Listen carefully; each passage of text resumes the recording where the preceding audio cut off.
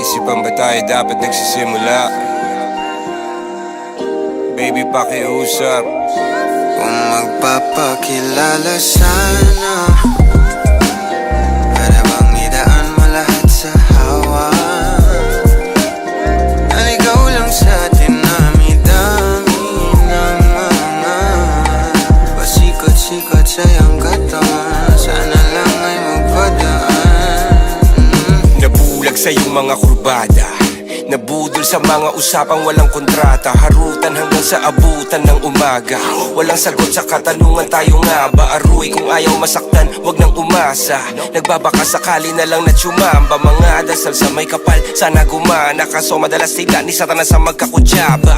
Matagal ko na tong pinapanalangin na ika'y tuluyang mapaibig sa'kin. Ngunit ako'y parang dagan, di na kitang nanlawin. Pinaglaruan tapos pinakawalan rin. Tinigay tahimik, isip ay malalim. Hirap lang basahin, tila babaybayin. Sarili kong lingwahe ng pag-ibig ay pag-amin. Ikaw ginawa mong sining ang pagiging sinungaling. Kung magpapakilala sana, para bang idaan mo lahat sa hawa. Naligaw lang sa dinami-dami ng mga pasikot-sikot sa iyong katawan. Sana lang ay magpadaan. Ano ba talaga tayo? Para lang klaro, kailangan kong malaman kung mahal mo pa ba ako. Naglalaro ka lang ba o nananarantado? Kasi nakita ko kahapon may kasama kang bago. Ayoko nang umasa sa mga usapang malabo. Parang gamo-gamong nadarang at napaso. Nadala at mas lalo lang nawala at naglaho ang mga balak at plano. Nagmukha pa akong gago kaya walang mga pangako. Puro para-paraan, laging telebabad kahit walang tawagan. Araw-araw normalan kasi para pa saan ang mga sumpaan kung wala namang karapatan. Ibig kong maliwanagan, wag mo sanang diliman.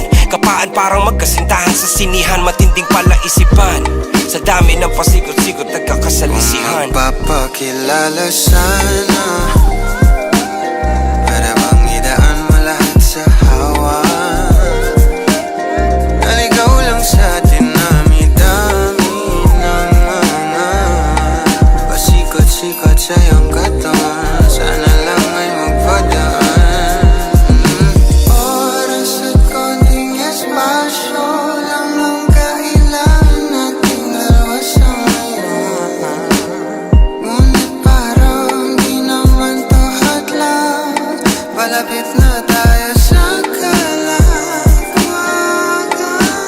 May dalawang magkasintahan sa taas ng bundok. Nagkasundong tapusin ang buhay nilang malungkot. Hindi na masaya sa kama, hanap na ituldok. Usapan ay sabay silang tatalon sa tuktok. Sabi niya, magtiwala ka lang sa'kin, mahal ko. Talon tayo ng sabay, pagbilang ko ng 3. Kaso lang, ang problema, pagkatapos niyang bumilang, siya lang ang tumalon. Si babae nagpaiwan, habang nakatingin sa kanya nakangiti lang. Ngunit biglang nagulat ang babae nang nakitang nakangiti din si lalaki habang pababa siya. Sabay biglang bukanan ng buhalang para kaida.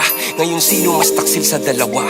Sino ang mas tuso? Sino ang mas tanga talaga? Yung lalaki ba na may dalang back up plano? Yung babae na wala siyang balak back up?